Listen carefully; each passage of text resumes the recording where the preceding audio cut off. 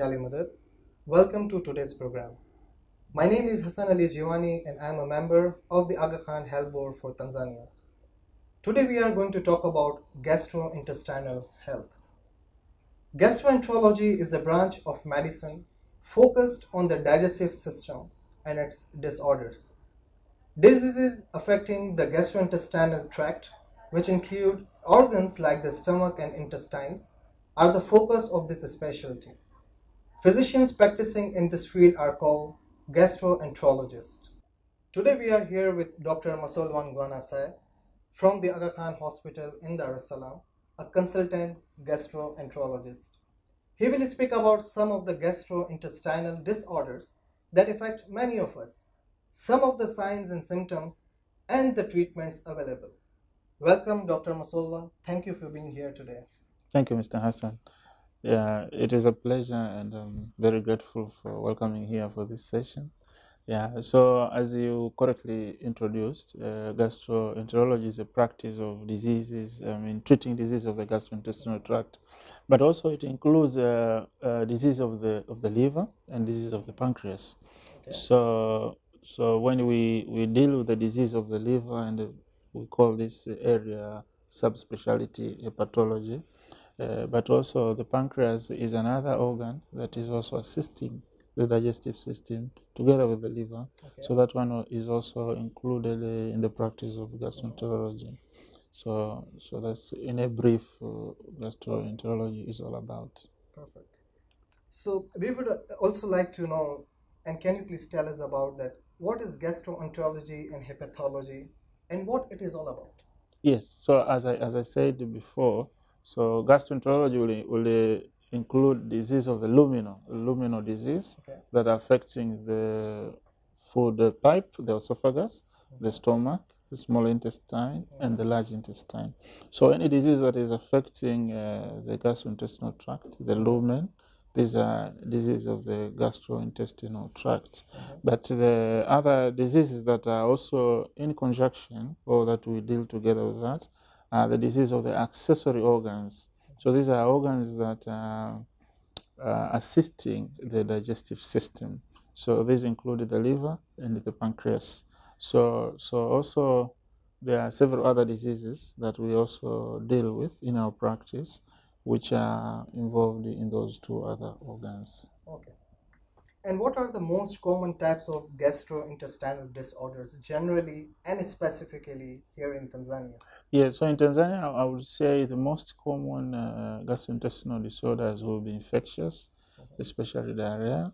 So I think these are very common, and due to several reasons. As we know, there is typhoid or enteric fever. We in the past, before COVID, we had episodes of cholera outbreaks here, and still in the community, even up to now, we have some patients that come to us with acute diarrhea. So that one is very common, I think. But most of the time, it does not reach the gastroenterologist. So most of these patients will end up in the primary care physician, so maybe in the clinic or in the dispensary. But most of those patients that come to us, probably they have chronic conditions that come and go all the time. So this may include disease of the upper GIT and those of the lower GIT.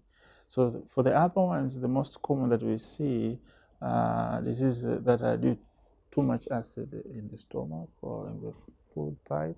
So these will include ulcers, things like erosions in the stomach, we call it gastritis, or in the small intestine, duodenitis or duodenal ulcers. In some cases also we have of gastroesophageal reflux disease, where there is some acid that is coming up from the stomach, coming up to the esophagus. Okay. So this is some of the conditions that are very common in our practice. The other ones for the lower GIT, especially the colon, is chronic constipation. Again, this is a common complaint, and I think it is more common with age. So the elderly tended to present with constipation more frequently than the younger ones. Yes. So speaking of the liver, again, cancer of the liver is number 3, probably, as I would put it, after cancer of the esophagus and the cancer of the cervix in women. Cancer of the liver is probably the 3rd, as I would think. And the reason is because of viral hepatitis B. This is an infection of a virus that actually affects the liver. And the prevalence, that is a number in 100%, the prevalence in Tanzania is around 4%, which is very similar to HIV. Oh, okay. So the WHO is actually emphasizing to find the missing millions, because we have so many people with hepatitis B infection and they don't know their status. They have never tested. And this is a vaccine preventable disease. So one of the things will be to test and vaccinate. So the other one, I think, is colon cancer.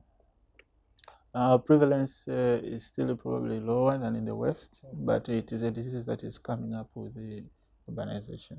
Okay, that's really useful information for us. And what are the most common signs and symptoms of gastrointestinal disorders? Yeah, so the symptoms and signs will depend on what kind of disease that the patient is coming up. But most of the patients will come probably with abdominal pain. I think pain is the most common complaint. Others will be nauseated, some will feel vomiting, and others will have diarrhea. So depending on their, but others will have constipation. So I think the symptoms might differ from one patient to the other. But I think abdominal pain is the commonest, and the disease of the GIT, I think, are ranked probably 1/3 of the hospital visits overall are due to disease of the abdominal complaints. Yes. So the other ones again affect, if the liver is affected, patients usually present with the jaundice, with yellow in the eye. Okay. So that one is one sign of liver disease. Okay. So I think it's going to be a very interesting question for our viewers. Thank you. Then what are the 3 worst foods to eat for the digestive system and why? Yeah. So again, the digestive system is made in such a way that it can digest any kind of food that we take in. So be it protein or carbohydrates or any other type of food or fats. But there are certain kind of food items that are probably putting us at risk to certain diseases. So I would say such kind of foods probably are the worst, as you put it. So I would think red meat is one kind of such food that has been linked to cancer in the colon. The other ones is cereals that are processed. So I think it is very common in our community that we take highly processed cereals like wheat or some other cereals. So I think these ones are not good. The other one is smoked fish. Probably not very common in towns, but in the villages, people take a lot of smoked fish. Yeah. So these ones have been linked to cancer in the stomach. So I think they are not good for the stomach. I must say vice versa, like what are the 3 best foods to eat for the digestive system? And Yeah. then again, why? Yeah. So I think water is the number one. We have to take plenty of water. Okay. Yeah. The other thing, we have to avoid red meat as much as possible. Take as little. And also we have to make sure we take a high fiber diet.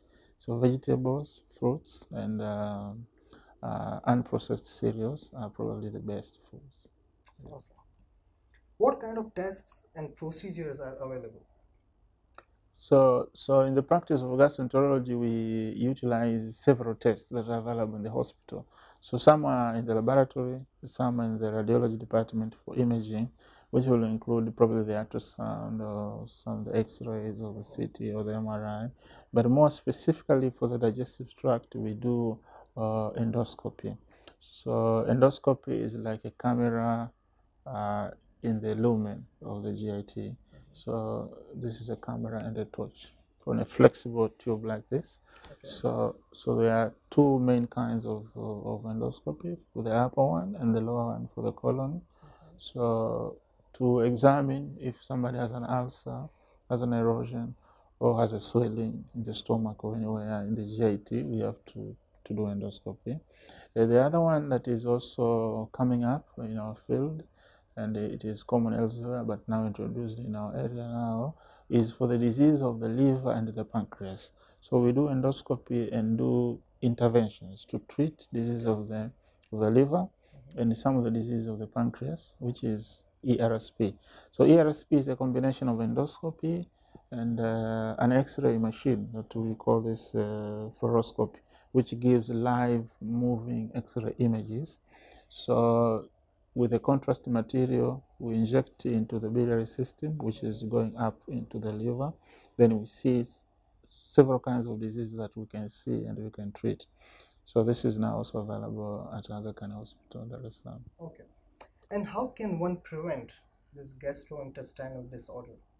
So I think maintaining a healthy body, a good body weight, exercise, having a good meal in terms of maintaining a high fiber diet, fruits, again avoiding smoking. Smoking has been associated with several GI disorders, like smoking is associated with the diseases of the esophagus, and also probably some of the diseases of the pancreas.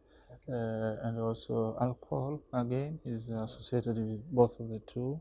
So I think avoiding obesity, as I said, that has been linked to colon cancer. Yes, so I think so having a healthy lifestyle, yes, is going to reduce disorders. Yes, and again for the liver, coffee has been found to be useful for the liver. Okay. So if it doesn't give you palpitations, then it is good. Okay, that's great. So now what should one expect when they come to see a gastroenterologist like yourself? Yes. For the first time when they are coming and visiting? Yeah, so usually we have to do some interview. We have to ask our patient what is wrong with him. Then we have to ask about his lifestyle. Certain diseases are probably linked to lifestyle, the kind of food we eat and the kind of food that we probably don't eat. So I think that one revolves around that. And our behaviors, such as smoking or alcohol. Yes, so I think that is the initial part, to understand the patient. But also after that we do several other investigations depending on the presentation to understand the disease process. Okay. Any final advice for our viewers? So I would think, as I correctly said before, it is good to keep a healthy body and eat healthy. High fiber diet is good for your body. Take more vegetables, take more fruits. Thank you so much, Dr. Masolwa, for this insightful information. Thanks a lot. Thank you. I appreciate it. That brings us to the end of our program today. On behalf of the Aga Khan Health Board for Tanzania, in collaboration with the Aga Khan Hospital Dar es Salaam, we hope you enjoyed this informative session and learned about keeping your digestive system healthy. I am Hassan Ali Jiwani. Thank you for watching. Yalinadar.